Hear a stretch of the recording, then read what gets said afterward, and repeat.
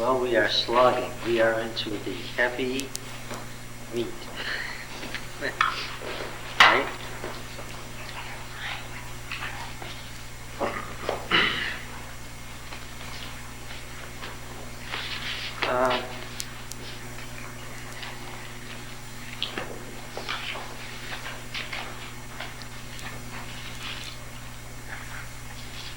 Genealogies weren't just stories about fathers and sons, were they? Right? Did you go back and compare the genealogies? The only thing that they did was they reversed two of the names between the genealogy of Cain in 4 and the generations of Seth in 5.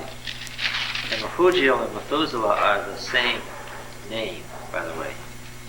They're just somebody, the J is a Y and the Y looks like an SH, and somebody has just miswritten the name, but it's the same name.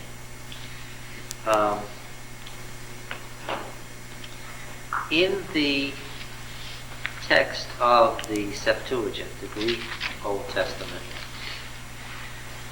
the numbers are 100 years higher in Genesis 5 than they are in the Masoretic text. Now, what was the reason? What could have been the reason for that? Probably this. Where was the Septuagint translated? In Egypt. And in Egypt in the 3rd and 2nd century BC, what was going on? Well, there was a great interest in world history. And this priest, Manetho, had worked out the history of all the dynasties. And he had gone back prior to the dynasties to the origin of the world, right back to Egyptian mythology. And in the Egyptian mythology, the world was about 6,000 years old. And so what apparently happened was the translators from the Hebrew added 100 years onto each of these people so that they could get the length of time in Genesis 5 when you added it all up to be the same as Manetho's origin of the history of the world. Because then you have in the Christian writers, in the early church fathers, their comments that the Bible agrees perfectly with known history about the origin of the world and how old it is and so forth. And when they said the Bible, they meant the Greek Bible because that was their language. And the Masoretic text wasn't the preferred text in Hebrew anyway. The Palestinian text was. Right? The text of the Old Testament that we have isn't even the one that was used in Jesus' day. As far as we know, it was introduced into Palestine sometime around 50 AD, slightly after the time of Christ, and this Old Testament isn't even the Old Testament that was preferred in Hebrew. That was the Palestinian text, which has even higher numbers by several thousand years. So when the church fathers say the Old Testament of the Bible, they mean the Greek Old Testament. And the Greek Old Testament added all of these 100-year periods, and also they didn't quite make it, so they added another generation. There's a generation of Canaan inserted a second time, and of course that evened things out so that you didn't have the problem of Methuselah dying in the year of the flood. Originally, in the Old text, Methuselah died 8 years after the flood. Well, that was a problem because only Noah and his wife and his sons and their wives went into the ark, and now you've got this extra person who lived through the flood. So they shortened it down by 8 years so that he died the year of the flood. But that made for a big problem because, after all, the generations of Seth in chapter 5 are the generations of the righteous. And if Methuselah died the year of the flood, that made for a very suspicious problem. And what was that? People could always suspect on reading that, well, how does it happen that Methuselah died the year of the flood? What might you suspect? You might say, yes, you might suspect he drowned. Now, if he was so righteous, how could he have drowned in the flood, right? So they inserted this extra generation to get him dying considerably before the flood, so as not to face the problem of the question, why did Methuselah die the year of the flood? How disillusioning. What? That's so disillusioning. You'd like to believe everything was like that. Yeah, that's good. Yeah, that's true. We have this statement. When you learn something, it feels as if you've lost something. Yes. Yeah. Now, I told you last time about the Assyrian king list and the Sumerian king list, and how they operated by taking the middle out and pulling the things together so that they could get the round numbers. And remember that in Mesopotamia they operated on a base of 10. And how many generations do you have here from Adam to Noah? 10. Right. And then what? How many generations from Noah to Abraham? Well, yes. Take a wild guess.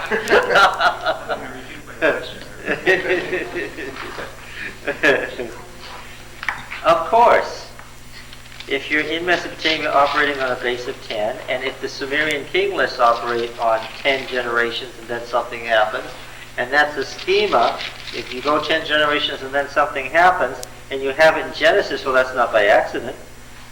You go from Adam to Noah, 10 generations, the destruction of the world. And it's recreation, right? Because it is recreated. Then you go from Noah down to Abraham, and what should happen? What should happen theologically is what? Remember that time is what? Destroyed. The world should be destroyed. Time is what? Cyclical. Yes, we've got to have cyclical time, so you're coming back to the time of judgment, the 10th generation, when the world's going to be destroyed again. And so, how many curses were there on the world in general in Adam's time, when you had both creation and destruction? There were 3 great curses, right? In Noah's time, you come to 3 great curses. So when you come down to Abraham, what should you expect? 3 great curses, and instead you get 3 great blessings, and that's what makes the cycle coming to Abraham so dramatic. Right? Because that's what the 3 curses should be. All right, now, yes, the Masoretic text did have this problem of getting Methuselah dying too late after the flood. And of course, as you have it here, you have Shem dying after Jacob's an old man. Shem is still alive and an old man before Jacob dies. He's alive all the time through Abraham, all the time through Isaac, all the time through Jacob. Jacob is old and ready to die before Shem dies. Well, because they've done what? They've compressed, of course, because they want the cycle of 10. Remember, don't be shocked, remember, how did they view history? Remember, they did not have chronos. Chronos was one of the Greek gods. Chronology was not a concept of theirs. They did not base it on logical thought. Why? Because remember, the funny statement that sounds like we're talking gibberish, in the ancient mind, here could also be there, now could also be then. Right? Therefore, if now could be then, not nearly as much interest in chronology. Right? Because it's not important. If it happened before, what? We're getting back to it. Right? As we're moving, so at any given time you're moving forward and backward. Yes. Okay. Now then. You say they were more concerned with what happened than when it happened. Oh, by far. Yes, it's the theme, not the timing that is of significance. Yes. John? Yes. Was the timing significant in that the cycle was always the same length? Yes, because if one cycle had been 17 generations and the other 23.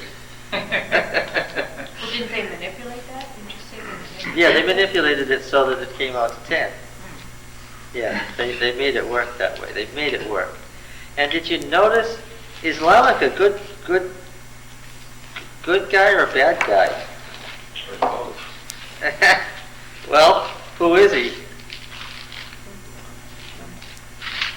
In chapter 4, and these are the same genealogies looked at differently. In chapter 4, is he a good guy or a bad guy? He's the worst. He's the pits. In chapter 5, who is he? Who we talking? Well, Lamech. Actually, the name is Lamech. It's translated Lamech first, and so they stick with it because of the lengthening of a vowel, because the first time we meet the name at the end of a sentence, that the name is Lamech. But in any case, It's terrible. is he a good guy or a bad guy? He's a good guy in chapter 5 and a bad guy in chapter 4. He's the worst of the worst. Yeah, because he had the 2 wives. Yeah, oh yes, he's the one who avenges himself 77-fold, and it was God who avenged before, and now he's in the place of God. Yes. Now, What makes him good in chapter 5, though? it's the father of Noah, What else? and he's in the middle of the generation of Seth, the good guys. He's the father of the faithful. He has to be a good guy. When Lamech had lived 182 years, he became the father of a son, and he called his name Noah, saying, "Out of the ground which Yahweh has cursed," bring us right back to, what curse was that? What? Could be one of two. Yes, thank you, Yeah. thank you, thank you. Yes, you can't be duped here, because we're following the line that is also the line that comes through Cain. So, when was the curse? The curse was in Adam, but what? This line, the ground was doubly cursed because of Cain, because what? What made the ground cursed? Because it absorbed the blood of Abel. Did anybody bother to look up those words? What does carabine mean? What does Abel mean? Breath. Yes. Or wind, and extended by extension vanity. Emptiness or gone. Blown away. Yes. Yes, now what does he say? Out of the ground which Yahweh has cursed, this one shall bring us relief from our work and from the toil of our hands. Okay. Now is that a good statement or a bad statement? Good. Good. Well, yes, it's good, but it's also bad. Why? Yahweh cursed the ground, and the It's attempt... going against God's. Yes, God's statement is because of this, that's the way it's going to be. He thought that somehow Noah was going to stop them. And notice, so Noah is, what is his occupation? Is he, what? No, he wasn't a builder. That's what catches you. Out of the ground. So, With the soil. yes, he's in the line of what? Cain. Cain. Yes. He's a farmer, not a shepherd. Yes. This was it's a alarm. Oh, alarm. This was in the line of the farmers or the shepherds. Line of the shepherds. Yes. And so here we have a switch to a farmer. This is quite noticeable. All right. Then let's see. We have the round numbers of the 500 and the 600. Did you notice that? Right. The multiples of 12 and 13. And Lamech's peculiar age when he died. How old was he? 777. Now, is that a triple of good or a triple of evil? Was he completely good or completely evil? 7 is a good number. Well, no, because if you can't read chapter 5 till you've read chapter 4. Where did we get this 777 from? From the curse. Lamech said to his wives, 23, Ada and Zillah, hear my voice, you wives of Lamech, hearken to what I say. I have slain a man for wounding me, a young military man for striking me. If Cain is avenged by Yahweh sevenfold, truly Lamech is avenged 7, 7, and 7, because that's how it reads literally. It's the same phrase in chapter 5 and chapter 6. 3 times 7, 7, 77. Yes. Okay. Could that be that was developing the culture of an eye for an eye, and instead? But see, that's the point. It's not an eye for an eye. What is it? Well, no, it isn't, because 77. the man wounded him, Yes, but he that's right. was the man. He was hit, but he was wounded by the man, so he killed him. Why does Yahweh avenge sevenfold? Because he's the avenger, and the person who was wrong Should not. isn't taking any action. But what Lamech is saying is, well, we know that if somebody strikes us, Yahweh will avenge sevenfold, but what? Okay. I will go 77 times that. Yeah. So So making murdering. him what? A murder has to. Bigger than Oh, much bigger, 77 times bigger if you want to be exact. Yes, oh yes, so the 777 years is a play on the exact words of the curse that he utters against God and all mankind in chapter 5. All right. Noah was 500 years old and became the father of Shem, Ham, and Japheth. Right? Now,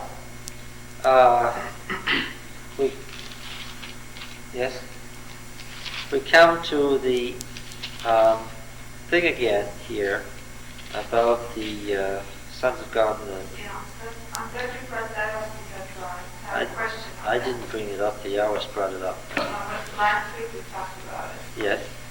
and correct me if I'm wrong, but I thought last week you said that you thought that this particular text was talking about the angels. I didn't say angels. Well, And I told whoever said the word angels not to say the word angels, because angels is a Western Greek non-biblical concept. What do you think of when you think of angels? It's a loaded term. What do you think of? Tell me what you think of. Wings and halos.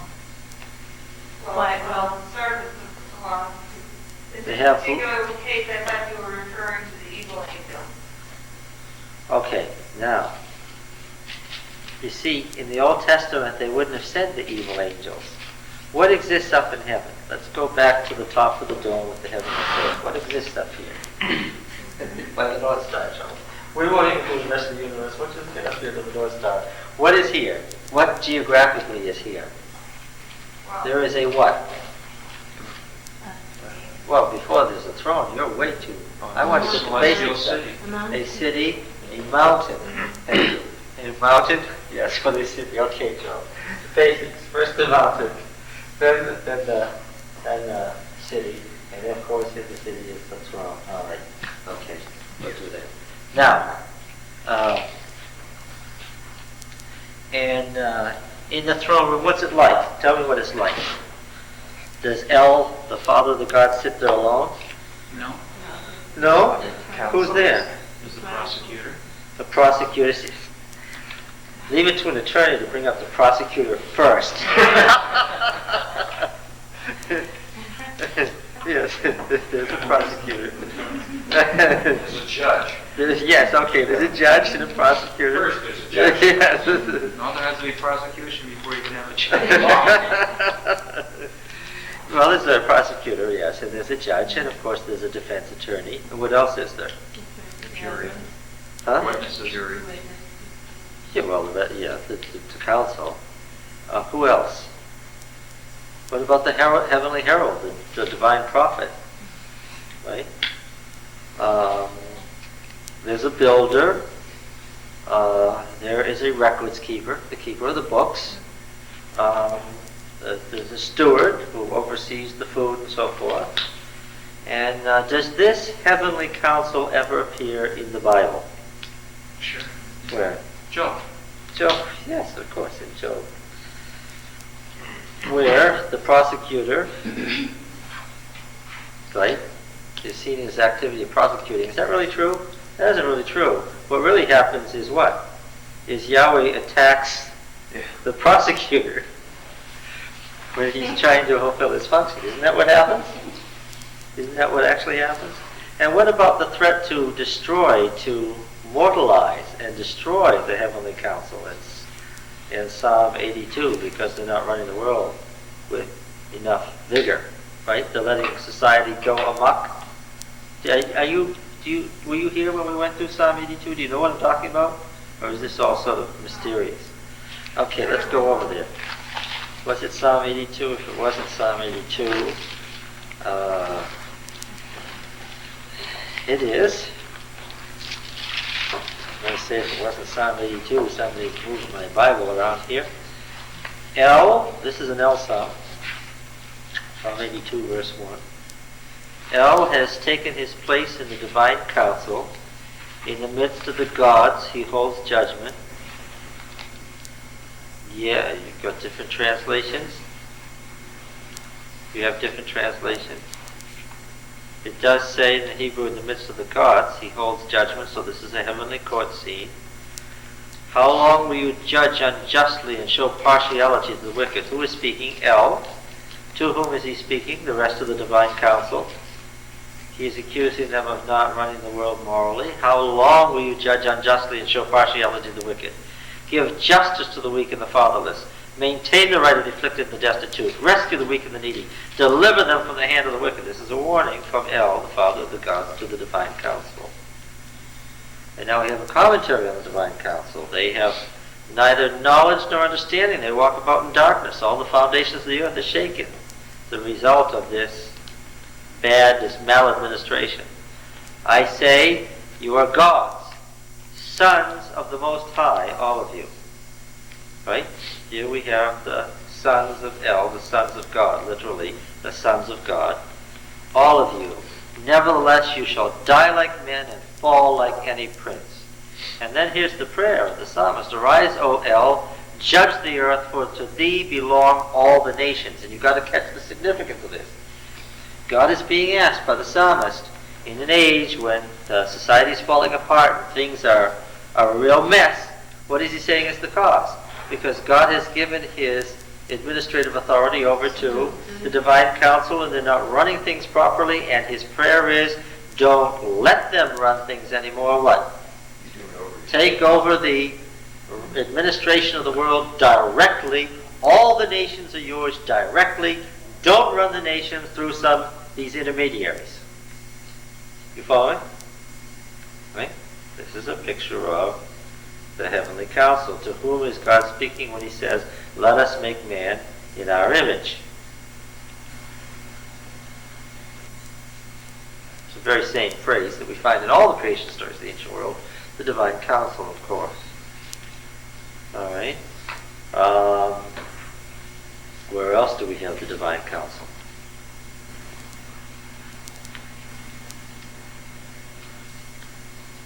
Oh, they live the life of God, of course. Let's not let man become like one of us, he says. Let's guard the way to the tree of life. Right? So the cherubim are the guardian deities. Yes, they have a life that is eternal. Remember the passage in 1 Kings 22, the funny one? 1 Kings 22.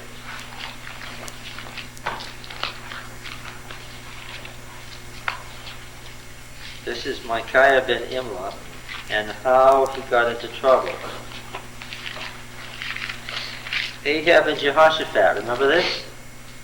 And the cult prophets of the northern kingdom who were in the employ of the monarchy, who were paid by the state prophets. And in verse 13 it says, a messenger who went to summon Micaiah said to him, this is the prophet, he's getting a call from the king to come and prophesy. Behold, the words of the prophets with one accord are favorable to the king. Let your word be like the word of one of them, and speak favorably. But Micaiah said, as Yahweh lives, what Yahweh says to me, that will I speak. When he came to the king said, Micaiah, shall we go to Ramoth Gilead to battle, or shall we forbear? And he answered him, go up and triumph, for Yahweh will give it into the hand of the king. But the king said to him, how many times shall I adjure you that you speak nothing but the truth in the name of Yahweh? He knew Micaiah was lying. And he said, I saw all Israel scattered on the mountains as sheep that have no shepherd, meaning that the king, Ahab, would be dead. And Yahweh said, these have no master. Let each return to his home in peace. And the king of Israel said to Jehoshaphat, king of Judah, because this was an alliance between the two kingdoms, did I not tell you that he would not prophesy good concerning me, but evil? And Micaiah said, therefore hear the word of Yahweh. I saw Yahweh sitting on his throne, and all the host of heaven standing beside him on the right hand and the left. And Yahweh said, who will entice Ahab, that he may go up and fall at Ramoth Gilead? Yahweh wants a trap laid for King Ahab. And one said one thing, and another said another. This is the divine council doing what? Deliberating, debating. Who's going to make the judgment? Oh, Yahweh is, of course. But he wants to hear their opinions. Then a spirit came forward and stood before Yahweh, saying, I will entice him. And Yahweh said to him, by what means? And he said, I will go forth, and I will be a lying spirit in the mouth of all his prophets. Now this is Micaiah speaking with all the other state prophets standing there, who have all said with one accord to go up and conquer because you'll win. And of course Micaiah had just said the same thing. Right? And Yahweh said, you are to entice him, and you shall succeed. Go forth and do so, meaning that Ahab is a sucker for a lie. All right? Now therefore, behold, Yahweh has put a lying spirit in the mouth of all these your prophets. Yahweh has spoken evil concerning you. And when the prophet is saying all these things, he is the earthly counterpart to what? To the heavenly herald who proclaims Yahweh's will. Right? The Malach Yahweh, the messenger of the Lord. Okay? The prophet is the earthly counterpart. And after all, what is the king? The king is what? The earthly counterpart of Yahweh himself. When the kings were sitting there on their thrones with this council around them, what were they? They were the earthly equivalent of the heavenly council. Is everybody following this? Why is your brow knit?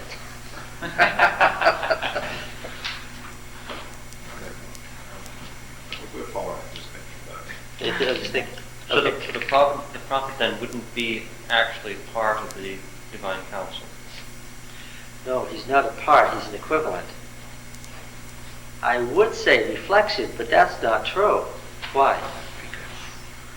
Because they weren't two different things. Because these weren't two different places. Right? Because where's the divine council? There and here. Where's it now? Huh? Then and now. Then and now. Isaiah 6. Isaiah. Let's see. If you're Australian, what do you say? Isaiah. Yes. Okay.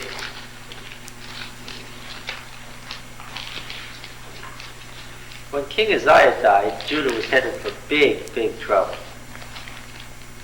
He was the last of the good kings, and Isaiah had given up. And he actually retired from his prophetic ministry. Retired fairly fast. In the year that King Uzziah died, I saw the Lord sitting on a throne, high and lifted up, and his train filled the temple. Now, if you were a Westerner reading this, with a Greek mind, and we all are, the first time you read this, you presumed that this was saying what? The prophet Isaiah had a vision. And in the vision, he was what? Taken off to heaven. And that's not what it says, and that's not what it means. Because where was the heavenly court? Right there in that temple. Because that temple was in heaven. What? Yes. Right? In the year that King Uzziah died, I saw the Lord sitting upon a throne, high and lifted up, and his train filled the temple. Above him stood the seraphim. Each had 6 wings. With 2 he covered his face, and with 2 he covered his feet, and with 2 he flew. And one called to another and said, Holy, holy, holy is the Lord of hosts. The whole earth is full of his glory. So where are they? Where are they? Well, they're in the heavenly court, and it's the earth that's filled with his glory because that's where he is. And this, by the way, is a refrain that was sung. All you have to do is look it up in the Psalms. It's a refrain in a number of the Psalms that the priestly choirs sang. Only it's not the priestly choirs that are singing. The priestly choirs have dissolved into what? The heavenly choirs. It's hard to keep track of. Yes. And the foundations of the threshold shook at the voice of him who called. Now the thresholds of a temple were sacred. You remember that? How they jumped over the threshold? Because that was the foundation stone. It was the deepest. It sank into the underworld. The bottom, the seventh of the 7 levels of the universe was the underworld. Right? You know, when they made those ziggurats in Mesopotamia, here was the ground, Charles, but guess what? They didn't set them up. The first level was what? Down here. Yeah. And that was the underworld. Okay. And then they had 2, 3, 4, 5, 6, and the chapel where Marduk appeared was number 7. And if you start with the underworld and you count through this egg thing, you'll find out that that's number 7. The 7 levels of the universe. Okay. And of course, Jacob's ladder was what? They didn't use the word for ladder because they didn't have any ladders in our sense in the ancient world. What was Jacob's ladder? Whoops, pardon me. This went down into the underworld. This was the staircase that what? Connected all the different levels of the universe. And Jacob didn't know it, but what did he do? When he laid his head down that night, what was he resting on? Yeah. He was in the middle of the highway.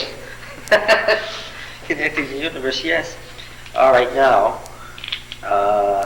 the threshold shook at the voice of him who called, so that's the whole universe. I said, woe is me, for I am lost, a man of unclean lips, and dwell in the midst of a people of unclean lips, for my eyes have seen the King, how he hosts. Then flew one of the seraphim to me, having in his hand a burning coal. So where is Isaiah? He's in the scene. He's not a visionary, he's in the scene. They took the tongs of the altar, touched my mouth, said, behold, this has touched your lips, your guilt is taken away, your sin forgiven. And I heard the voice of the Lord saying, whom shall I send and who will go for us? To whom is the Lord speaking?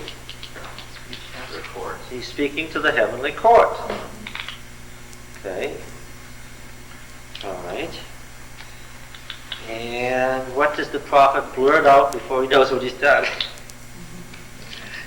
I'll go. Yes, I'll go. Yes, too soon. Psalm 48. Psalm 48.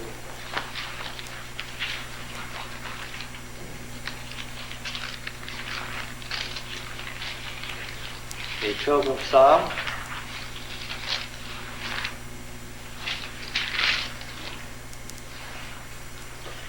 Great is Yahweh and greatly to be praised in the city of our God. His holy mountain, beautiful in elevation, is the joy of all the earth. Mount Zion in the far north, the city of the great King. What do they mean in the far north? Jerusalem is in the far north.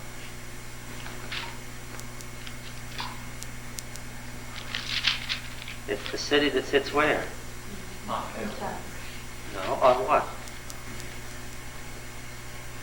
What does the mountain sit on? On the North Star, of course. Oh, yes. This is the city that sits on the North Star. Beautiful in elevation. Now, if you've ever been to Jerusalem, it's not beautiful in elevation. The Temple Mountain wasn't beautiful in elevation because there were higher mountains on either side of it. It was down in the valley. You can sit on the Mount of Olives and look down on it. So Jesus is the King. Yes. Great is the Lord and greatly to be praised in the city of our God. His holy mountain, beautiful in elevation, is the joy of all the earth. Mount Zion in the far north, the city of the great King. Okay. Within their citadels, El has shown himself a sure defense. And then, here we have this eschatological war that occurs again and again and again and again. It happened in the past, and what? Yes, remember the myth of the morning star that once tried to rush the throne of God with the hosts of heaven? Yes, the great myth. So how far back does the great controversy theme go in history? How far back do we have a written description of the great controversy? Prior to Ellen White? Oh yes. Prior to John Milton, and after all, Mrs. White's description of the great controversy is not nearly as complete as John Milton's. Prior to John Milton, of course. How far back? Through the Old Testament? Yes. How far back do we have written evidence of the great controversy war? That's a family text. No. Where does it come from? The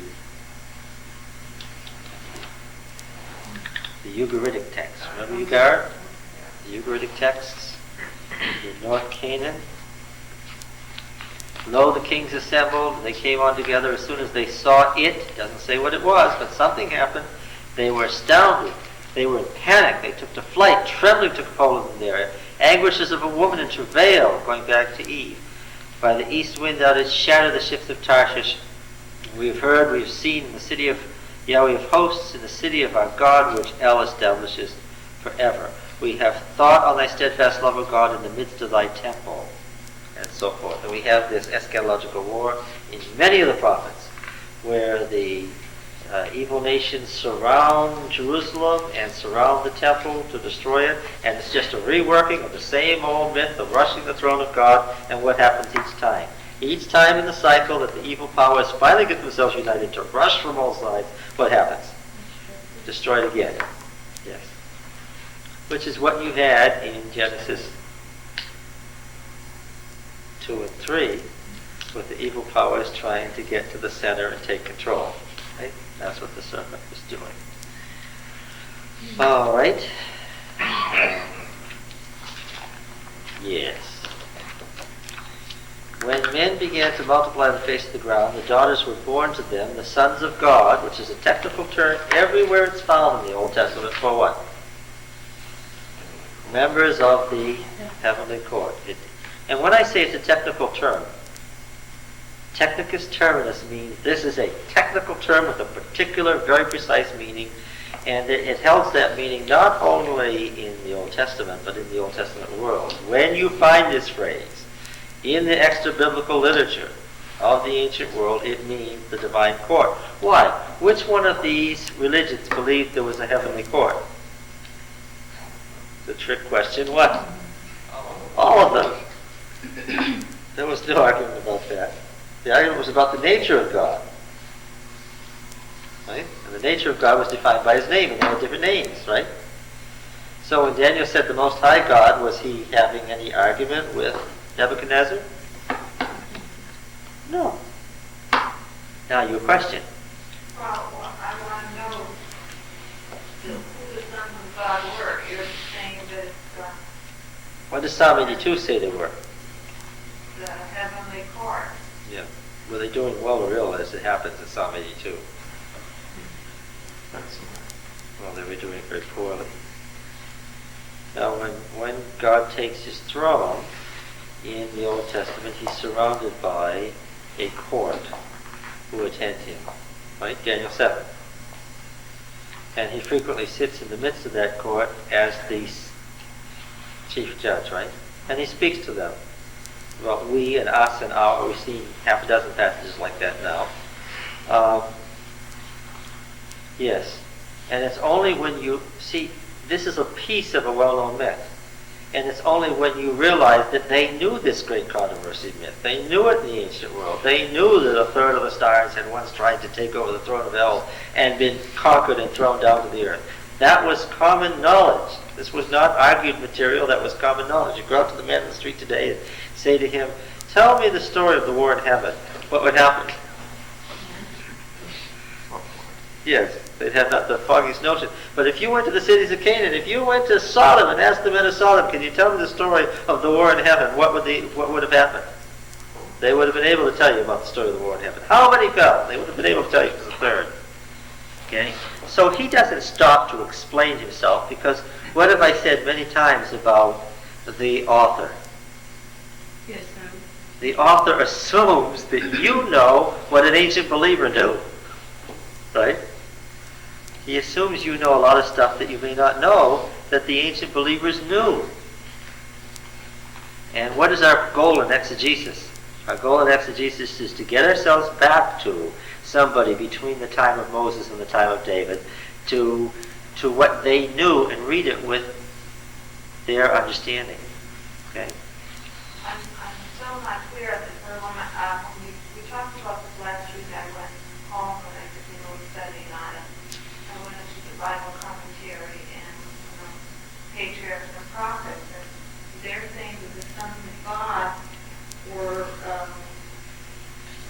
the descendants of Seth. Yes,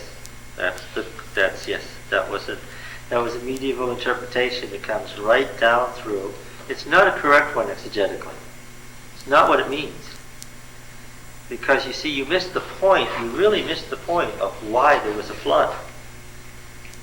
See, this is the opening thing. Tell me what this is again. What kind of a thing is this? When men began to multiply on the face of the ground, and daughters were born to them, what is that? That's a beginning. Once upon a time. Yes, that's the beginning of a new section. We've come to the end of Genesis 5, where we break off the 10 generations, and we'll get the rest of the 10 generations in Genesis 11. Okay? The other half of the story is further on. But now he breaks off to tell you about what led up to the flood. Okay? And what was it that caused God to finally decide that the whole creation was a mistake and that he must destroy man? Something so awful happened, the author is saying. Something so incredibly disastrous happened that Yahweh decided to destroy the world. And he gave it a probationary period of very short time, by the way, 10 sets of 12. 10 sets of 12. Now remember, if you with these incredible ages that they all believed in, remember the Sumerians thought there were 165,000 years before the flood. So Genesis is really very short. Okay. That's a long period. Yeah, it is. Yeah. What's especially discouraging is when you find that the Sumerian king list has some of the same names as in Genesis. In the same order. There isn't one name that appears, although they're spread out, that doesn't appear in the correct order chronologically. Okay? So now look. The sons of God saw that the daughters of men were fair, and they took to wife such of them as they chose. The sons of God nowhere in the Old Testament means a human being. Not once. You cannot find one place in the Old Testament where this frequently used term means a human being. That's a problem. Because how are we going to determine exegetically what it means?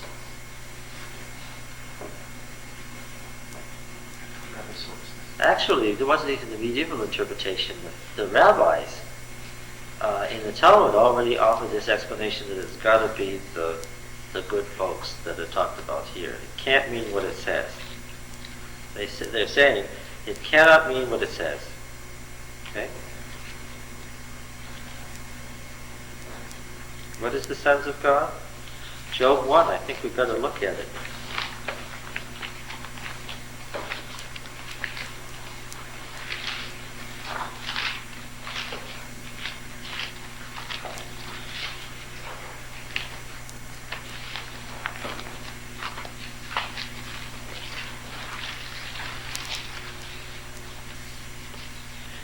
By the way, let me say this to you. How much did they know about the heavenly court and ancient courts in general in the 19th century? Or for that matter, in the 2nd and 3rd century AD when the great rabbis were writing? How much did they know about these courts, ancient courts, and how they were set up and what the various officials were and so forth? Or, let me ask a different question. How much did they know about the beliefs of these religions in the ancient world? How much did they know even 100 years ago about what the Syrians, let's take the folks in Damascus, what did the Syrians who believed in Hadad as their chief god, what did they know about the Syrian religion 100 years ago? The answer would be what? Almost nothing. What was known about the old Babylonian religion and what it knew about the heavenly court and what it thought? Nothing. How about what was known about the Hittite religion or the Egyptian religion? Almost nothing. A little bit was known about the Egyptian religion, but most of it was misinterpretation. Okay. Well, what was known about the Canaanite religions? Nobody knew a thing about the Canaanites except that they were bad based on the Old Testament. In fact, what was known about the entire ancient world was known from only one source, and what was that? From the Bible itself. That's right. Now, when did the ancient world begin to reappear? Second half of the 19th century. Not even that long ago. This is an astounding thing. Do you know when the first tell was dug into in Palestine? Well, when Sir Flinders Petrie went up from Egypt, the great British Egyptologist and director of antiquities, left Egypt to go to Palestine and dig a mound in Palestine to see what was in it. The year was 1919. The First World War was over, and that's why he could leave Egypt and go up and dig. Can you imagine that? It was after the First World War that archaeology began. Incredible. Okay. So the answer to your question, what does the sons of God mean in the ancient world? What does it mean in all these great religions? Nobody knew. Okay? So when Daniel's talking to Nebuchadnezzar talks about the Most High God, that would be comparing him as opposed to the rest of the group. That's exactly right. But what about then when Daniel's talking to Belshazzar, it says that these other gods really can't even see or hear or anything? Oh, yes, yes. It's like he's saying, well, the common mythology is that there are all these other gods, but they really aren't. Do you remember that Genesis 2 and 3 was a chiasm? Yeah. And what was the center of it? One word. You remember what the word was? And yes. And everything built up to that. And the higher you went along the chiasm, the more significance everything had. Right? You got to the exact center. And as you came down the other side, greater and greater significance down to less and less significance, right? Okay. Daniel 2 to 7 is what? Is a chiasm. And as you're leading up to it, it's only the Most High God. Right? And it's polytheism and Daniel's being polite. But when you get to the center of the chiasm, what do you have? Suddenly all pretenses drop. There is no polytheism. There's no henotheism either, which is what? Worship of the highest God. What is that? Pure monotheism. And Daniel says to him very angrily, and instead of this you praise the gods of wood and stone and silver and gold, in whom there's no life or breath and have no meaning. He called them vanity, emptiness, right? And even though you knew all this, and when you're at the center of the chiasm, what happens? The point of everything else is made clear, right? Yes. So when Daniel so politely tells Nebuchadnezzar that the Most High God has revealed something to you, there's no argument about the Hebrew religion as opposed to the Babylonian religion, because they shared all these common conceptions. Yeah. It's only when the Hebrews came out with their pure monotheism that all that was taken away. Because you see, what did the other ancients do? They elevated the divine council to a series of deities who had control of the various facets of nature. And that's where the Hebrews left them. They may have been Elohim, they may have been gods, but were they to be worshipped? Were they self-existent? That's the key. Genesis 1 happened. What does it say? All these functions that were delegated to the other gods in the council, what? Elohim what? Made them, because Elohim isn't a council of a bunch of gods. What is Elohim? One solitary being, right? Even though it's plural. Now, there was a day when the sons of God came to present themselves before the Lord. Is this the children of Seth? That's an unfair question. Is this the children of Seth? Well, that's what the Bible commentary brought out. Oh, I know what it says. There's a few places in the evidence commentary where it's not right. or it just takes the wrong tack towards something. You have a lot of commentaries, and of course our own commentary, excellent though it is old, right? When was it written? It's written at the same time the Interpreter's Bible was written. It's old in theological terms, isn't it? But the patriarchs and prophets. Now let me say something quickly about Mrs. White. Let's rush on here before we. One time in this class, you weren't here, but one time in this class, I wanted to prove that what I was saying about divine sovereignty was absolutely true, right? So what did I do? Went back to the Review and Herald. I struck in a big Review and Herald to beat a couple of the brothers over the head with it, because it was pure theology. Mrs. White was discussing divine sovereignty, and it showed that what the popular conception was utterly wrong. And I said, apologetically as I was doing it, what? This should never be done. Mrs. White said never to do this, which is what? To interpret the Bible by what? By her writings. She says that over and over and over again. And what was her function then? It was to explain the great controversy, she said. She said flatly that in 1859, when she had the giant great controversy vision, that was the purpose that the gift of prophecy was given to her. So when she was writing all these other things, she was sort of off the track. Every time they had trouble in the Battle Creek Church and she had to spend her time on testimonies, what was that? That was a sidetracking of her primary purpose. Sure was. Searching for Scud missiles. Yes, that's right. Yeah. And she herself said that she was terribly afraid that she was going to die without writing a connected narrative of the great controversy. And that's why she used all those sources. Because all those sources that she used, these over 300 sources that she used, prior written sources that you can find in Desire of Ages, the 330 or so that were identified, what were they there for? They were there to write a connected narrative of the life of Christ, not so there would be another life of Christ, because lives of Christ were popular and commonplace in the 19th century. Everybody wrote a life of Christ. But what was her purpose? To write a life of Christ that what? Explained the principles of the great controversy. Yes, what Christ's mission was all about in the light of the great controversy. Now, it is true that occasionally you find interpretations in Desire of Ages of things that Jesus did that are diametrically opposed to things that Mrs. White had earlier written on the same passage. Sometimes simply because she was following a different source. Why?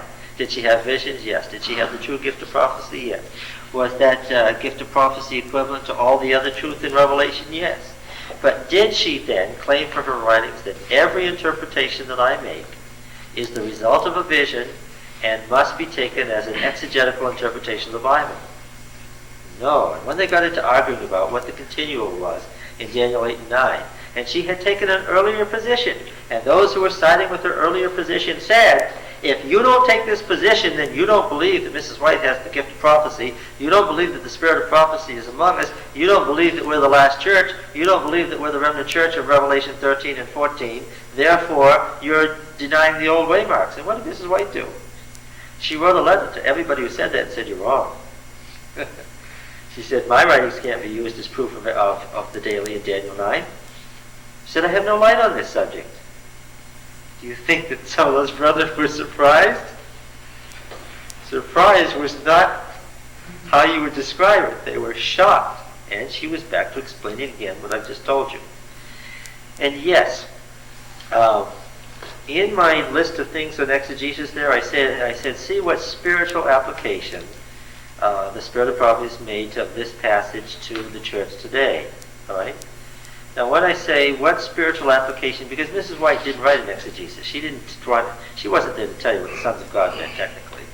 What was and if you'll read a passage in any one of her books, it'll tell you the story, and the story will be either it'll start with basic principles about the great controversy, and then it'll go on and it'll tell the story, right? And it will be sort of a narrative, and then what will the chapter end with? Consistently, it will end with an application to today. chapter after chapter, is it's applying it to our spiritual condition today, right? And that is pastoral use of the Bible, a homiletical use. Remember the three ways we studied to interpret the Bible? Exegetical, analogical, and homiletical? Mrs. White was in what area when she was telling you that the sons of God were the children of Seth? Do you have one of those exegesis things? Yeah, I have. Okay. I invite you to do so. Yes. What we're trying to do here is find out not what does it mean. Oh, this sounds so strange when you're studying the Bible. We're not trying to find out what it means. Yes. Because when you do exegesis, you're trying to find out something prior to that will help you find out what it means. And I'm telling you that before we can find out what it means, what do we have to find out first? What did it mean? Exegetically, we're trying to find out what did it mean to the author and the people to whom he was speaking or writing. Right? And after we establish what did it mean, then we'll make our analogies to today, or maybe we'll make our homiletical, expository, spiritual application. Okay? That's the second and third step. Now, something happened here that is the setting for the flood. Something happened that was so horrible that God destroyed. Now, think of other times when God destroyed. What were some times when God destroyed? Sodom and Gomorrah. I was hoping you'd say that. Right? Sodom and Gomorrah were sinful, right? They were a mess. Oh, this is an alternate lifestyle, John. I hear you. The problem had come to Yahweh's attention, had it not? Let's go to Genesis 19. Because Exodus intends you to read with your mind awake, and Genesis 19 intends to make you think of the flood story. He intends that. You see that it was the two messengers came to Sodom and Gomorrah, right? Two angels. Yeah. The only reason, why do I hate that word angel so much? Why am I so anti-angel? There's nothing wrong with the word angels. Angels is a perfectly wonderful word, except that what? The Greek connotation. The Greek connotation of angel. What does angel mean literally in Hebrew? Doesn't that mean messenger? Yes, it means a divine messenger being. And that's what it means in Greek also. Yes, angelos means messenger, appointed messenger. Carrier of God. Huh? Carrier of God. Well, that's not literally its meaning. The verb malak means to carry an appointed message, or to have an appointed task, or to have an appointed office. So these were the heavenly beings who had certain offices or tasks or messages. Okay? And it happens that in Abraham's day they came in the appearance of what? Hungry travelers, right? Now look, who were these two angels? Or you ought to be able to figure it out. Chapter 18, verse 1. And Yahweh appeared to him by the oaks of Mamre. Now the oaks of Mamre, of course, are the sacred grove. Abraham was living inside a sacred grove. It was a temple site. He was living inside a temple. That's rather important. And when you're inside a temple, what do you expect? An appearance of God. That's why he was there. As he sat at the door of in the heat of the day, he lifted up his eyes and looked, and behold, 3 men stood in front of him. When he saw them, he ran to the tent door to meet them and bowed himself to the earth. Don't think he bowed himself because he thought this was God. He bowed himself because that's Oriental custom. He said, "My Lord, if I found favor in your sight, do not pass by your servant. Let a little water be brought," and so forth. And as they're eating, what gradually dawns on Abraham, and it dawns only slowly. What? They're not just men. They're not men. Who are they? God.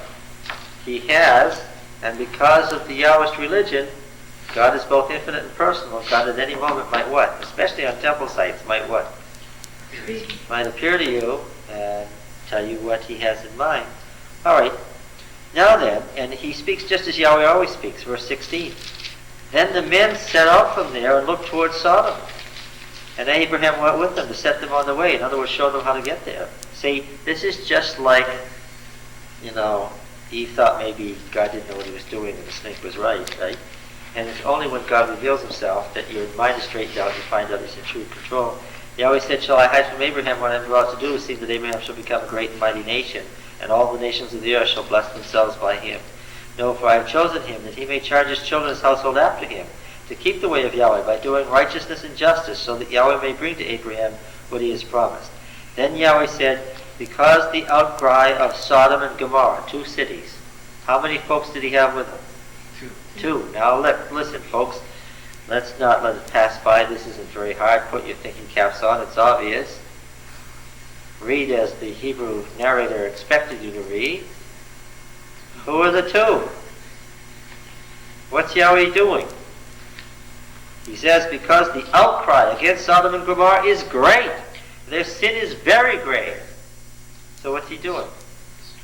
Well, no, you don't have destruction yet. That's never the form of the pattern of judgment. The sons of God that are, What? that are in charge of those 2 cities. Of course, these are the guardian deities of the 2 cities. And what have they done? They haven't been judging the way they should. Oh no, I don't think we should read it in Psalm 82. Well, they've been reporting it. What have they said? Right? They've said to God, these cities are what? It was their duty to keep them under control. They're beyond control. That's right. They have complained to Yahweh that these cities are beyond control. We cannot control them. Right? You understand? Now these aren't the bad part of the heavenly council that let things get out of control. Okay? They're taking Yahweh down to show him. Right? What do we always have? What's the pattern in judgment? First there is what? First is what? What's the first phase of judgment? There's always The evidence is presented. There's always investigation, right? It was an accusation and an investigation. Yes. Okay. And so he says, their sin is very grave. I will go down to see whether they have done altogether according to the outcry which has come to me. Right? And again, does the author, the so-called Yahwist, I think there's no reason for not presuming that the Yahwist is Moses, does the author ever give you the idea that because Yahweh acts as a personal being, that he is not absolutely sovereign and doesn't already know everything? Oh, no. Right? The same breath will tell you that Yahweh knows everything. Right? This investigation has to do with Yahweh's self-condescension, that he will come down to the level of man and act on a personal level and take into account. All right, so he says, I will go down to see whether they have done altogether according to the outcry which has come to me, and if not, I will know. Right? Those words are full of meaning, right? If not, I will know. In other words, these 2 fellows, can I call them fellows? May have misjudged. Right? But because Yahweh is Yahweh, what?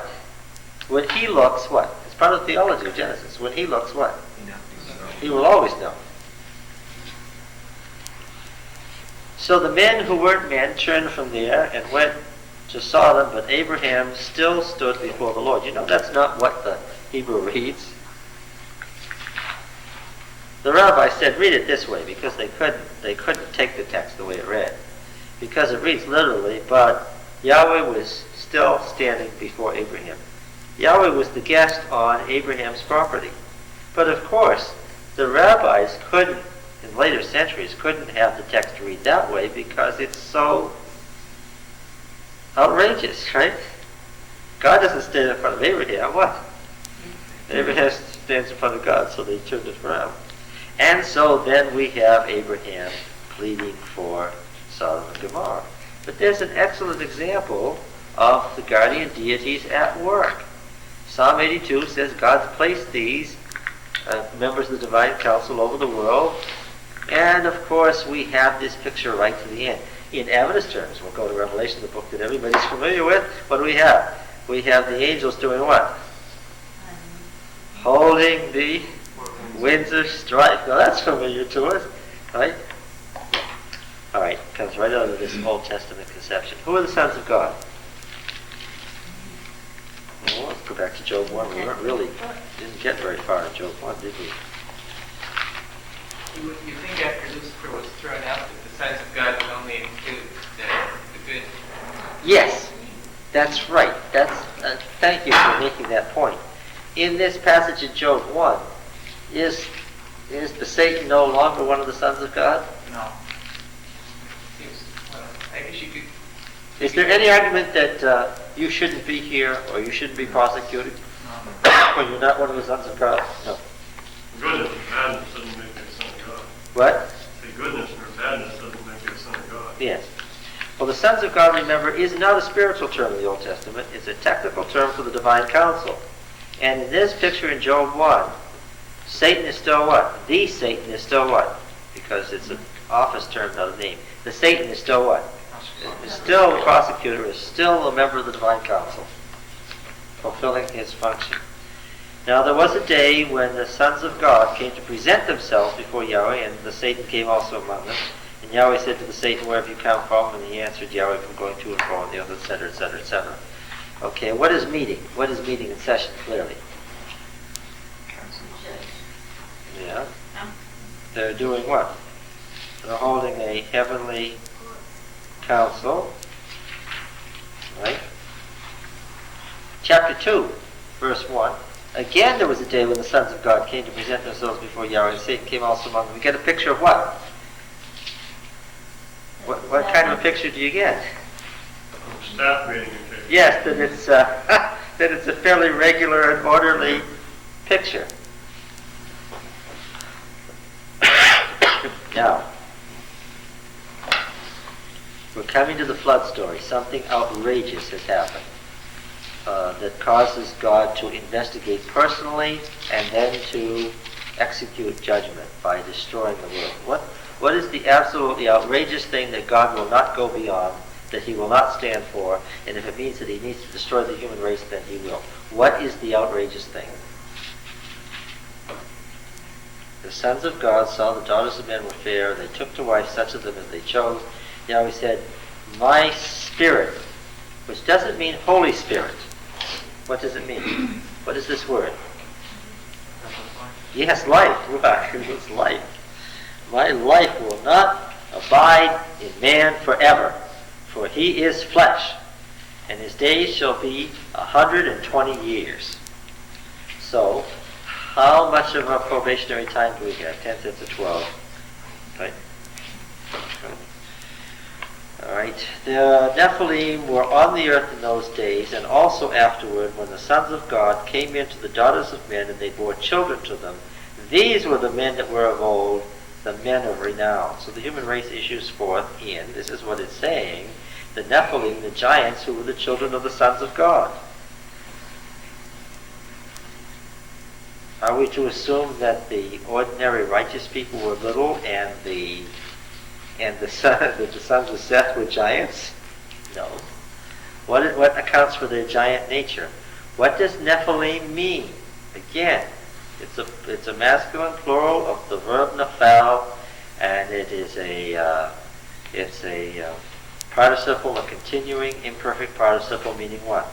These are the what? What does nephal mean? The verb to do what? To fall. So the Nephilim are what? The fallen ones. Okay. And not giants, the way the picture's here. He's not talking about literal giants. No. This is interpretation. These are the mighty men that were of old. You say they are the produced children of this union? Yes, that's what it says. It's not, when we come to these verses in exegeting them, it would be far easier to say, well, these are the children of Seth, but it doesn't make any sense that they're the children of Seth, because the children of Seth marrying into the line of Cain is something that we've already been told about in chapters 4 and 5 at length and ad nauseum. Chapters 4 and 5 have made the point that Cain and Abel's children did what? Intermarried. That has been said for 2 solid chapters, and it hasn't caused God to destroy the earth. Something worse happened that was the culminating point, and he doesn't spend any time on it. Why? Because he's not in the business of glorifying evil, but he tells you point blank, and he doesn't shy away from it, neither should we. This is what happened. Okay? And I mentioned Rosemary's Baby, yes. This mythology that's always been there, that the demons bore children, that comes from Genesis. And Yahweh saw that the wickedness of man was great in the earth, and that every imagination and the thoughts of his heart was only evil continually. Well, that's a takeoff on the Nephilim, the constantly fallen ones. And Yahweh was sorry that he'd made man on the earth, and it grieved him to his heart. Now remember, he presumes that you know the story of the fall of some of the sons of God. So Yahweh said, it's the same term in the Ugaritic myths.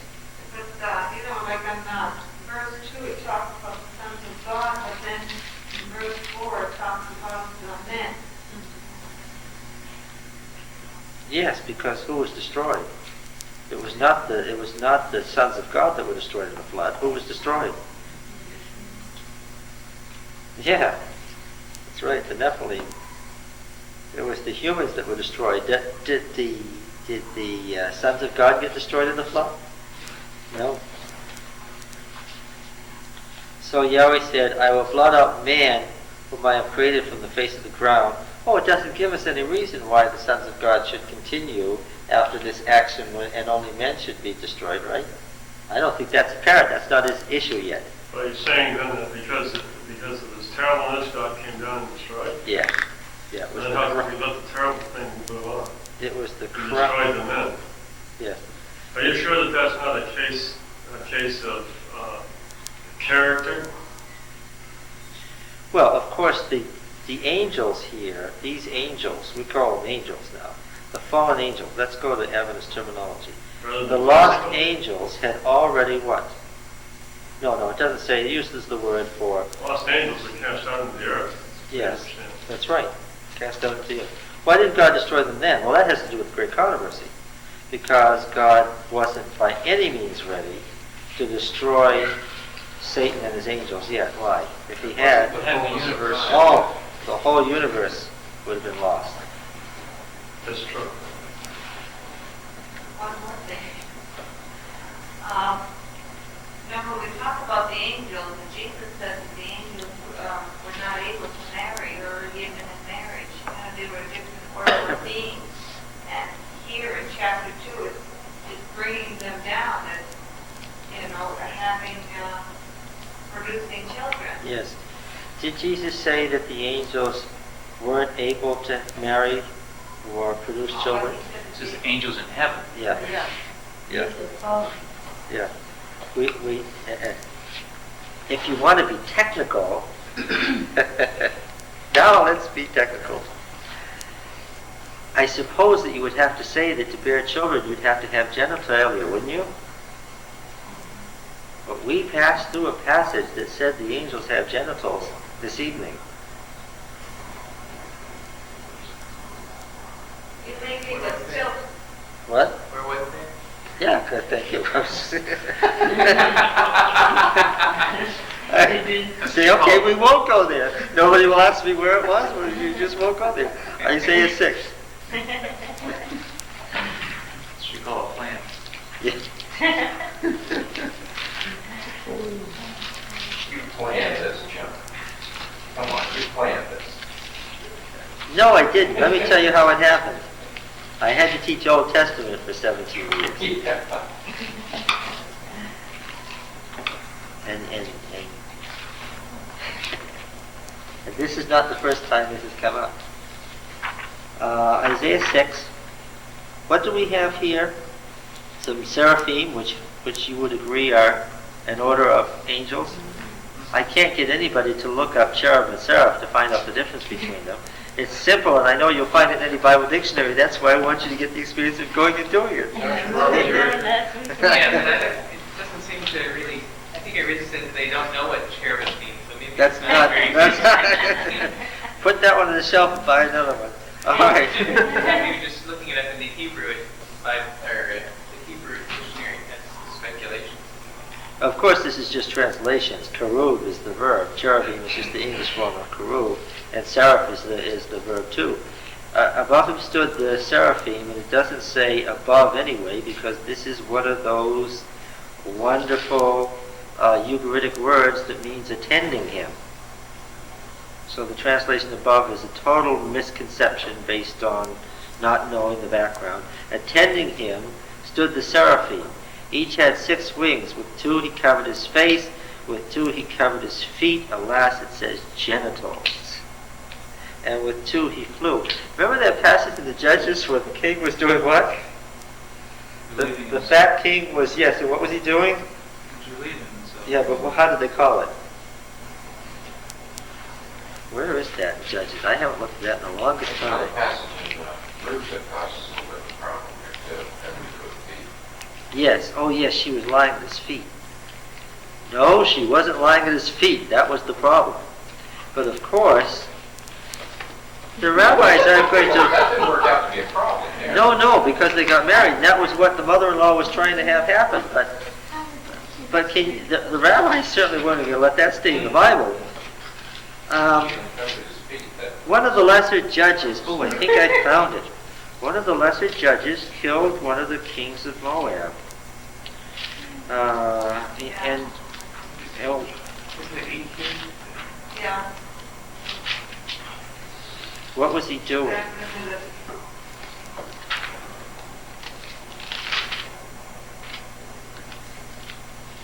No, that's not it. I want the king who's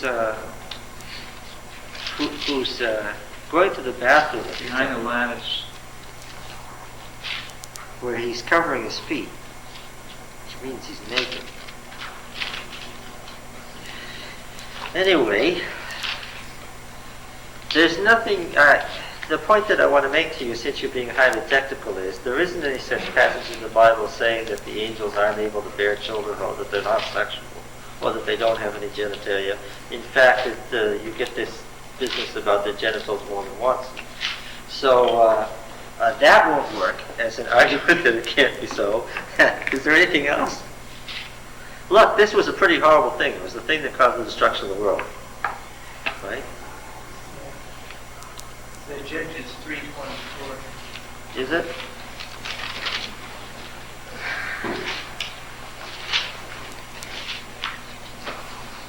After he killed him, the servant said, Yeah. behold, the doors of the roof room were locked, and he said, surely he is covering his feet in the roof. Oh, so I was showing you. Sorry. Okay, and of course you wouldn't go in and interrupt the king while he was covering his feet. So you understand that when you're reading passages about the feet, and when Ruth was uncovering the feet of, what was the husband's name? Boaz. Yeah, that much more was implied there. Yeah. All right. Yes. I don't want to go over the thing over and over, but I read something in the spirit of prophecy that the only planet that was given creation powers was the earth. No, I don't think you'll find that in the spirit of prophecy. I've heard that commonly said. You don't agree with that? Well, it comes from John Milton. It's in Paradise Lost. That's where it is. The devil was jealous because man had the power of sex. But that's not what is going on here. The devil reveals sex to the Adam and Eve. Why? By his machinations, they discover what they didn't know, which is what? They were naked and ashamed. Yeah, they didn't know that. And then they grow up and they pass through that puberty experience, and then they're adults and they have children. It's a very clear progression. It was noted ever since ancient times. Now then. Are the Mormons right? There's no sex before sin. Oh, I don't think that's true at all.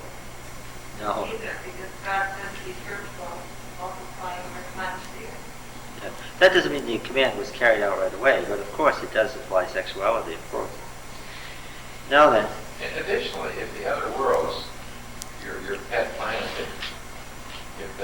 Trog. Yeah, if the Trogites didn't know or didn't experience sexual interrelation, how could they possibly judge the conflict taking place on earth? How could they possibly judge God's judgment with relationship to that? I think that That John makes Milton sense. was saying that because he was a Puritan. It doesn't make sense. Yeah, no, it doesn't. No, I think that there were family relationships and sexual relationships on Trog, and there have been for some time now. These are the generations of Noah. No, because after all, these sexual relations were the image of God. And the image of God doesn't change. Male and female were two parts of God's personality. It doesn't change from planet to planet. Couldn't. What? Couldn't. No.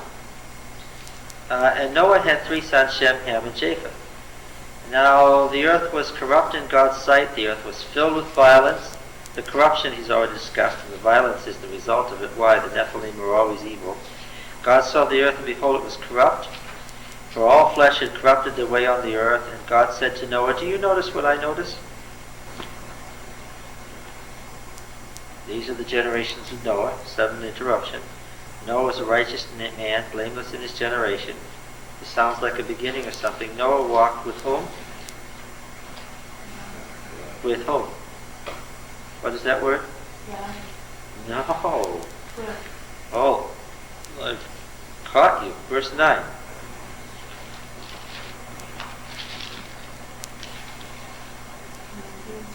Verse 9. Elohim. Says God. Yes. And you've got this whole passage, and what do you see here? Let's read it through. And God saw the earth, and behold, it was corrupt, for all flesh had corrupted their way on the earth. And God said to Noah, I have determined to make an end of all flesh, for the earth is filled with violence through them. Behold, I'll destroy them from the earth. Make yourself an ark of gopher wood. Make rooms in the ark and cover it inside and out with pitch. This is how you make it. The length of the ark 300 cubits, its breadth 50 cubits, its height 30 cubits. Make a roof for the ark and finish it a cubit above. Set the door of the ark on its side and make it lower, second and third decks. For behold, I will bring a flood of waters on the earth to destroy all flesh, in which is the breath of life. All flesh in which is the breath of life from under the heavens. Terms from Genesis 1. Everything that is on the earth shall die. But I will establish my covenant with you, and you shall come into the ark. You, your sons, your wife, your sons' wives with you. And of every living thing, from Genesis 1, of all flesh, you shall bring 2 of every sort into the ark to keep them alive with you. They shall be male and female, Genesis 1. Of the birds, according to their kinds, a phrase that we haven't seen since Genesis 1. And of the animals, according to their kinds, the oft-repeated phrase in Genesis 1. Of every creeping thing of the ground, according to its kind. 2 of every sort shall come to you to keep them alive. Also take with you every sort of food, this use of the word sort that you find only in Genesis 1, that is eaten. And stir it up, and it shall serve as food for you, and for you and for them. Noah did this. He did all that Elohim commanded him. The use of the word command, for to speak, a phrasing found only in Genesis 1. All right? Yes? Then are men going to have intercourse with angels at the very end? Because it wasn't days ago, so it was Yeah, probably the implication, because Jesus here is probably understood, even though the rabbis would not allow interpretation of that passage. They simply forbade discussion of it. Why do you think they forbade discussion of it? Because the implication was so horrible, the text is so clear, that they didn't want that discussed. They said, no, it has to be the children of Seth, because they understood that it wasn't the children of Seth. Yes? Why, in this account, we have kind of an intimate relationship here, God and Noah. Why in verse 13 do we have, I'm presuming it's Elohim. Why isn't it Yahweh, which should be the case later on down below? Because it isn't, beginning in verse 9 and going through verse 22, it's an Elohistic passage, built entirely on Genesis 1, without reference to all the stuff we've read intervening. You understand that these were cycles that were passed down orally long before the time of Moses? And I told you, and you'll probably catch it now, that there was an Elohistic cycle orally, and there was a Yahwist cycle orally, And that what Moses did was what? Build them together into a complete unit from the creation of the world to the creation of Israel. Right? That's what Genesis is about. From the creation of the world to the creation of Israel. That's how it begins. And the creation of Israel is a new creation. Alright? Now, the passage we just read, is it from the Yahweh cycle or the Elohim cycle? Well, I can tell you, I don't have to guess. What's the name? Consistently. Elohim. And it tells me a lot of things that I already saw earlier in the chapter. Why is it repeating them? Oh, because this is from a different cycle of stories. We've got similar details, but presented somewhat different. Oh, well, there were already 12 tribes before the time of Moses, were there not? Yes. And did those 12 tribes pass down the stories with the same emphasis? Oh no. If you go around from place to place, Adventism isn't interpreted exactly the same or with the same emphasis everywhere. Some would feel that the most important thing is how you keep the Sabbath. Another group thinks that the most important thing is what you say about righteousness by faith. Another would like to hear about what you say about the nature of Christ, and still another wants to know if you know about the end of the world, and others would like to know what you think about social issues. Right? Isn't that true? Yes. And these say, why, after all, God is the God of all flesh, right? And He allowed for differences in emphasis, right? Yes.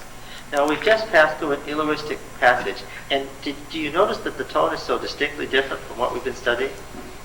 It's dramatically different, isn't it? And the Elohim cycle never departs very far from the absolute sovereignty of Elohim and His creation of the world by fiat.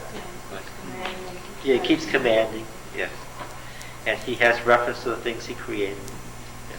Yes. Now, then Yahweh said to Noah, right, now look,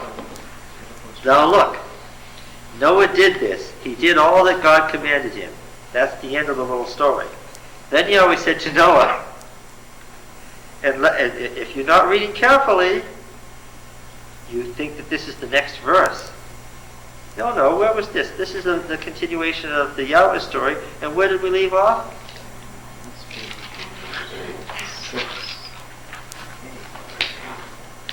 What? There's 8 was the last. Yes, 6:8.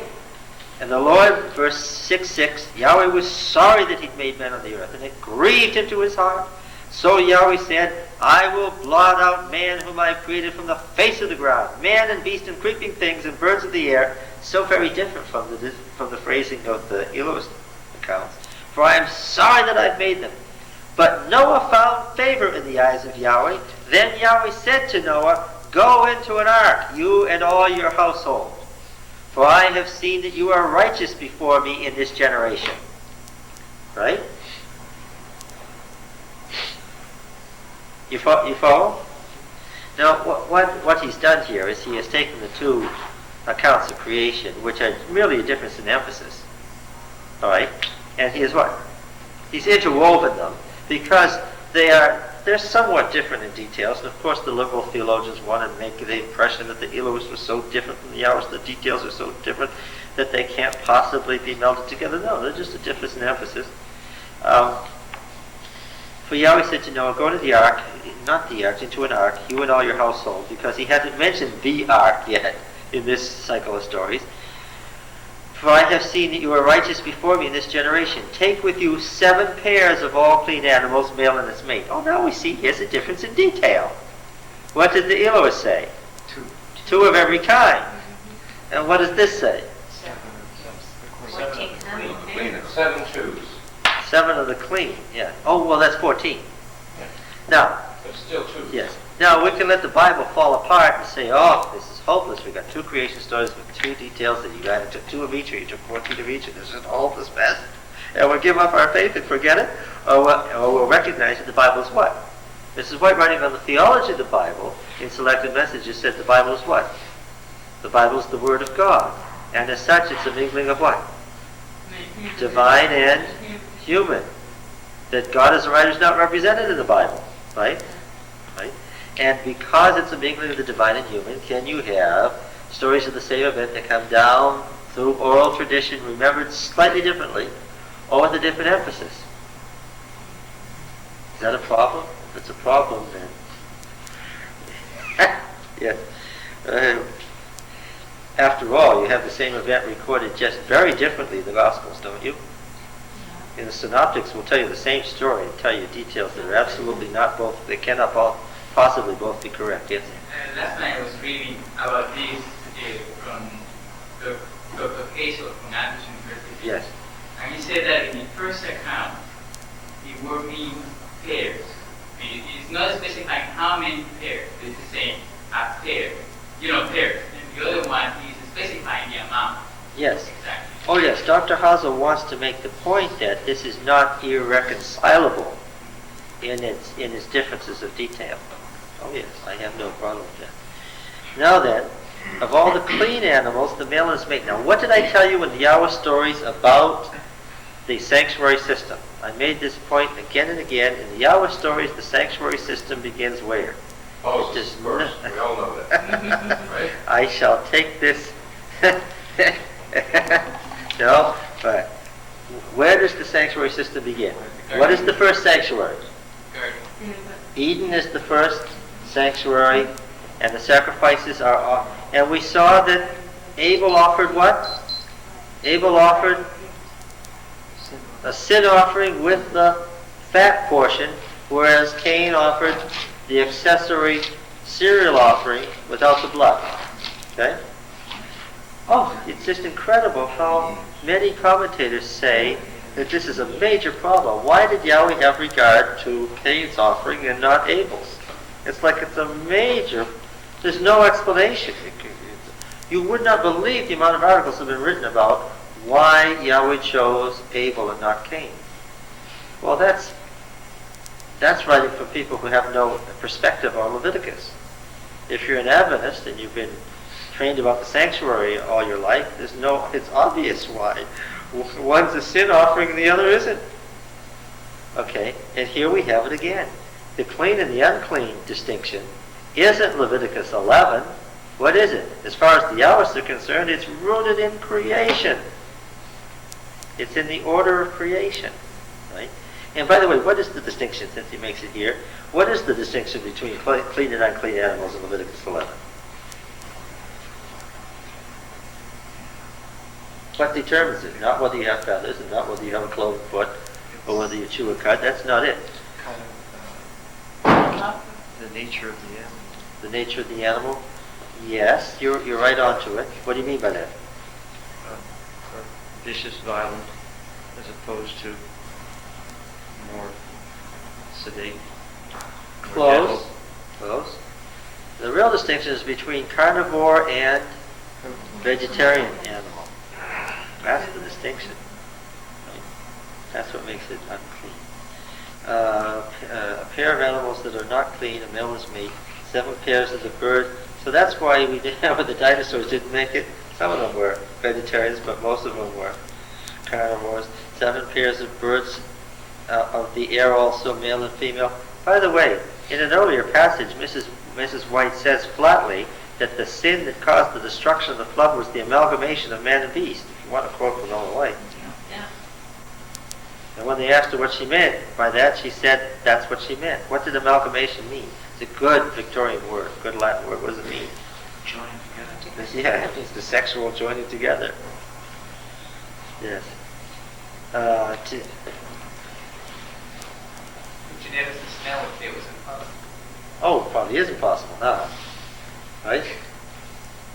Because we have a theory of evolution. All Adventists are evolutionists.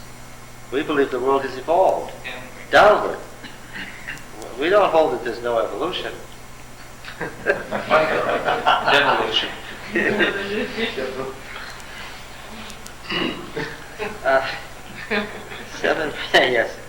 7 pairs of birds of the air, also male and female, to keep their kind alive on the face of all the earth.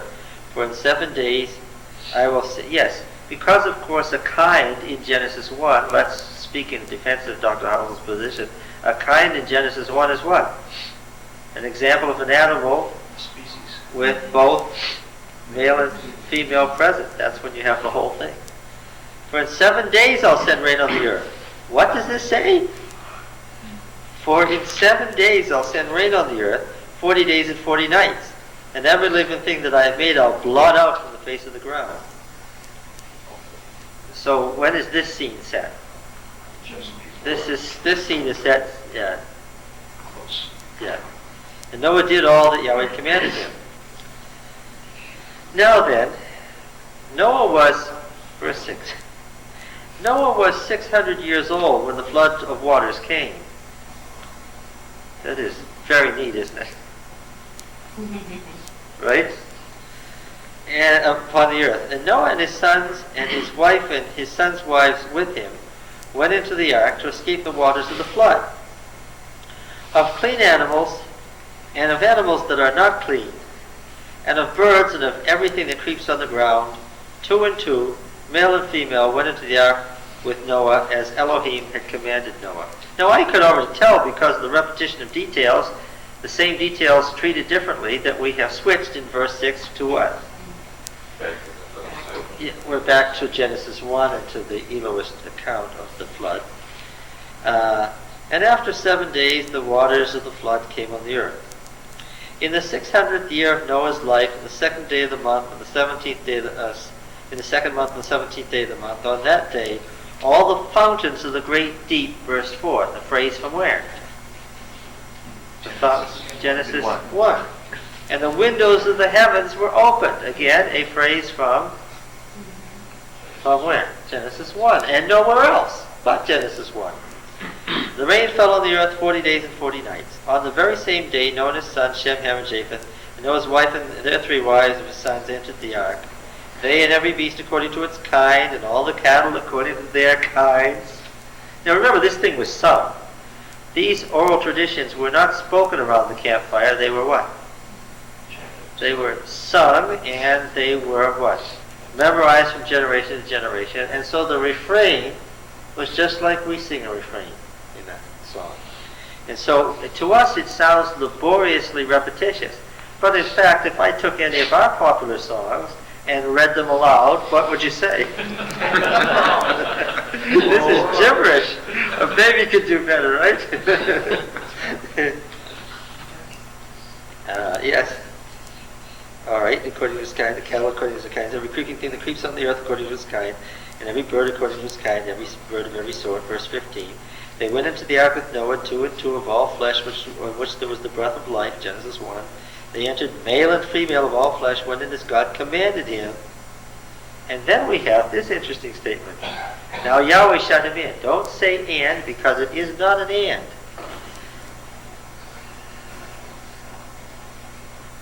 Now Yahweh shut him in, and the flood continued 40 days on the earth. What have I told you about these divisions, these first divisions? That they're screwy? Yeah, they're pretty hopeless. They're good for finding a place. Well, no. They are based on medieval knowledge, as much as was known in the 9th century. Can we praise Exiguus for the monumental task of dividing the whole Bible into chapters and verses? Oh yes, we have. I don't know how we would ever find any of these things if somebody hadn't done it. So we can't keep beating him that he did it wrong so often, because he had nothing to go by. There was no knowledge of Hebrew literature to guide him. And any monk whose language was late medieval Latin, delving into trying to explain the Hebrew and Greek, the fact that he did it at all is praiseworthy. All right, now it says, now Yahweh shut him in, and the flood continued. After all, what was the last thing we had up here in the Yahweh's account? To go into the ark, and it says next, Noah did it, and then the next thing it says is, after Noah went in, what? Yahweh shut him in. The flood continued 40 days and nights, and the waters increased, and it bore up the ark, and it rose above the earth. The waters prevailed and increased greatly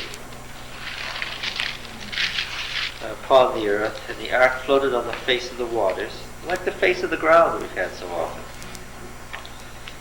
All right, and the waters prevailed so mightily upon the earth that all the high mountains under the whole heaven were covered, The waters prevailed above the mountains, covering them 15 cubits deep. Now the clear distinction here is the same that is made in the other flood stories. See, when they dug up Ur, they found that there were great floods in the Mesopotamian valley, right? And the really, Ur 3, the really greatest thing was under 70 feet of mud. There's a mighty flood that covered it.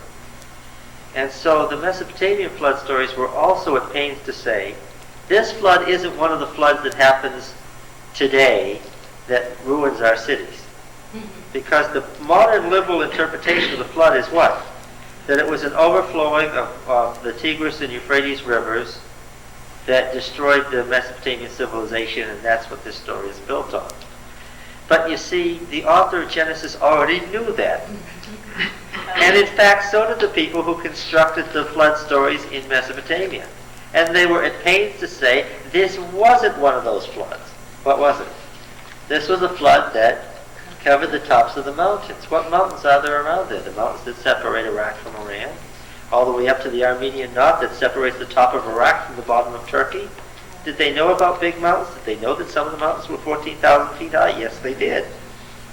And what is he saying? And the water was above those mountains. He's specifically denying what the liberal theologian says is the case. Now going on. And those mountains were there before the flood? The author of Genesis thinks that you ought to locate places and things by the stuff that's there now. He doesn't say whether the mountains were there beforehand, but he's telling you that of those mountains that are there now, the water was once above them. They may have been formed during the flood, for all we know. But he's saying those mountains that you know about, the water was above them.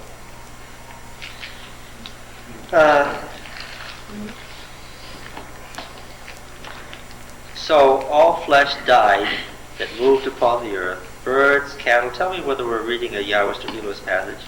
Beasts, all swarming creatures that swarm upon the earth. What? Is this Yahwist language? No, this is straight out of Genesis 1, isn't it? In whose nostrils was the breath of life died. He blotted out every living thing that was on the face of the ground. Man, you know, it's been estimated that the Elohist account of the flood, that 90% of the words are found in Genesis 1. He tells you almost a whole new story without telling you anything, or using any words that he hadn't already used. Because after all, what is this? In the Elohist account, first you had creation and then you had destruction. Right? Because if I were to lift this out, and I can tell how the cycle went, the first cycle is in 7 series. If you pull this passage out and you set it down there by itself, take every Elohist verse out, tie it all together as it once was into one story, bang it up against Genesis 1, what do you get? You get a chiasm with 7 sequential events in which God creates the world, and what? 7 sequential events in which he destroys the world. Where's the center of the chiasm? At the moment of judgment, when you're either saved or destroyed. Something so terrible as that when God makes a Yeah. That God makes his final judgment. Yeah. He does that to be something pretty remarkable to turn his story. To end creation and begin destruction. Yeah.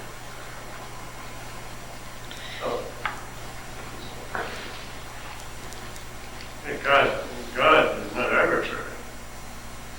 No. He's told man in time that what the rules of destruction are. Yes. And destruction is pretty terrible in itself. Yes.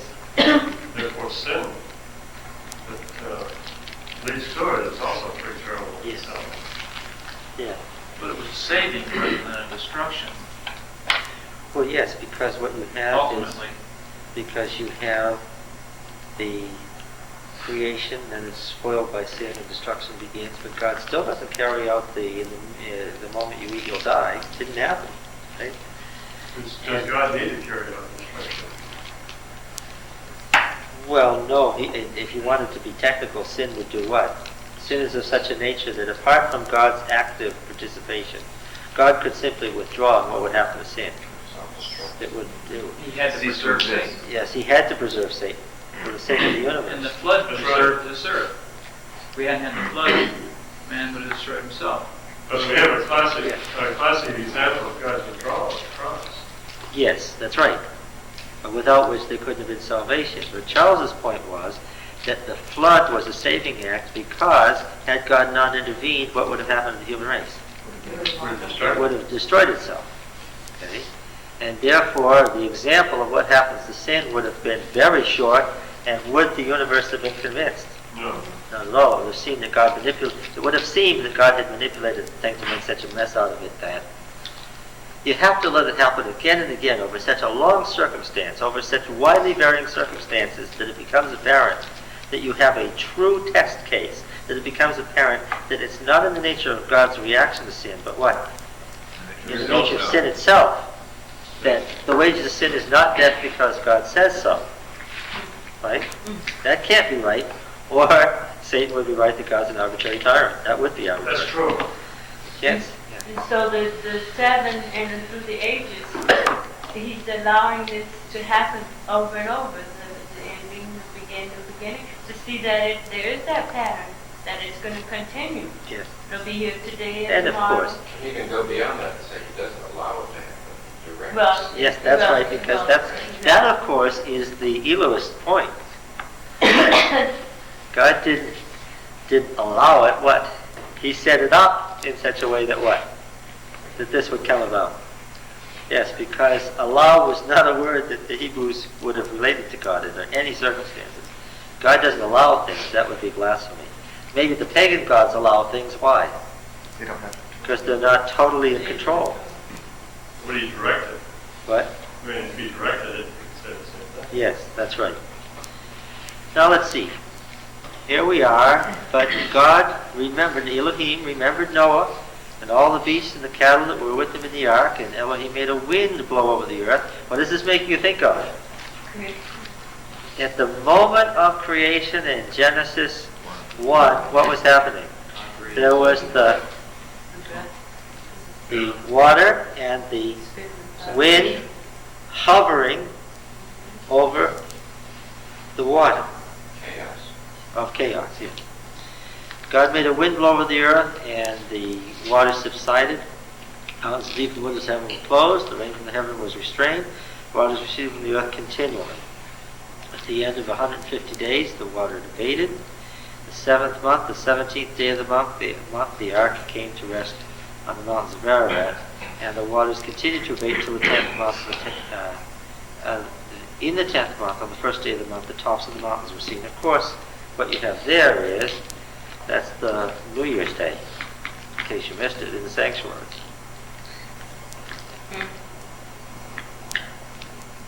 Leviticus, by the way, all the sanctuary system is based on the Elohist account.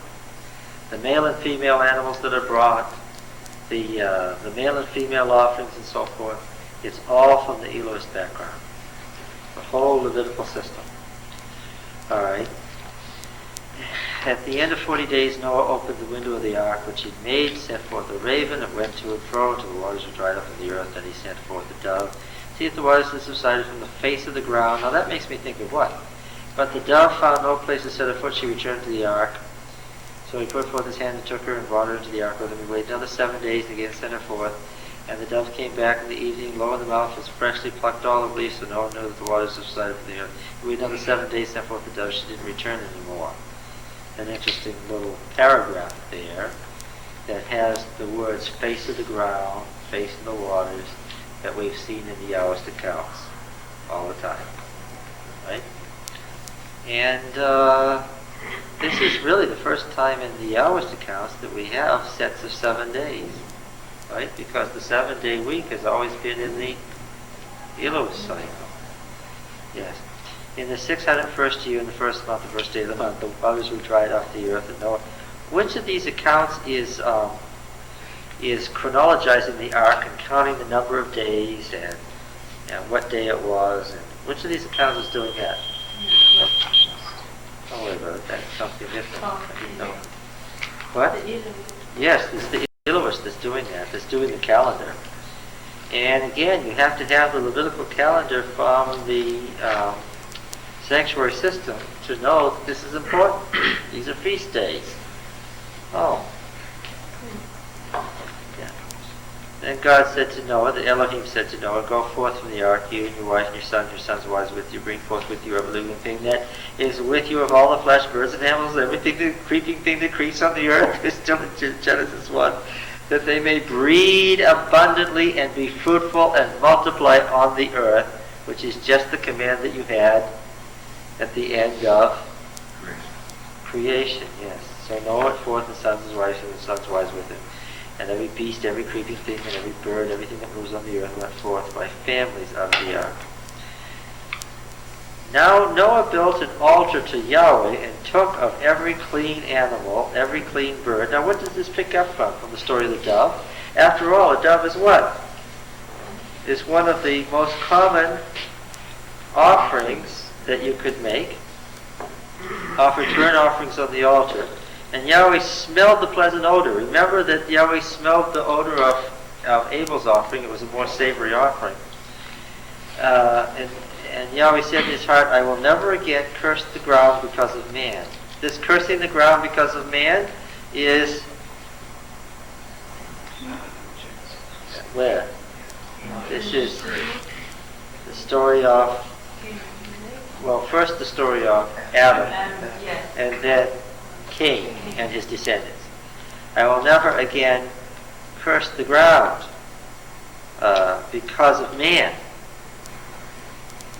For the imagination of man's heart is evil from his youth.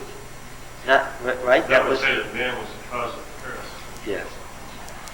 Neither will I ever again destroy every living creature as I have done. While the earth remains, seed time and harvest, cold and heat, summer and winter, is that a shepherd's or a farmer's description? Farmers. Yes. Seed time. Seed time and harvest, summer and winter, day and night shall not cease. So then during the flood, well, I guess it's just time. I guess time meant nothing to them. Because here it's pointing out day and night and winter and summer. But so time evidently made no sense. It was just floating on the water. yes, but day and night, of course, is not the way the Elohist would have said it. He never would have said day and night, would he? What would he have said? Evening and morning. The time of the evening and morning sacrifice. This day and night business is something the Yahwist engages in fairly often. But it's not the technical term that they would use for sanctuary talk.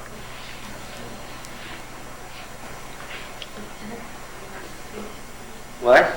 I mean, you see the priests there Yes. in their language. Yes, well, the Elohist language is priestly language. There's no question about it. Verse 1 of chapter 9. And Elohim blessed Noah and his sons and said to them, be fruitful and multiply and fill the earth. That's the recreation, the moment of recreation. The fear of you and the dread of you shall be on every beast of the earth and upon every bird of the air, upon everything that creeps on the ground and all the fish of the sea. Into your hand they are delivered. Every moving thing that lives shall be food for you. Do you remember at the end of Genesis 1? He said that all the trees bearing fruit shall be food for you. Right? All the trees bearing fruit shall be food for you. Now in this new creation, there is a marked change. Every moving thing that lives shall be food for you. As I gave you the green plants, which isn't Genesis 1, but what? Genesis 3. Yes. Now this is very interesting. Because the Elohist accounts don't tell us anything about that, but it assumes that you know it. Right? It assumes that you know the other details. Every moving thing that lives shall be food for you. As I gave the green plants, I'll give you everything. Only you shall not eat the flesh with its life, that is its blood. We're so close to Leviticus now, we can practically see the smoke rising from the sanctuary. Right? Because this is what? These are the rules of the sanctuary here. For your lifeblood I will surely require a reckoning. Of every beast I will require it, And of every man's brother, I will require the life of man. So he's setting up what? And this is basic to the laws of the desert that came with Moses. And that is what?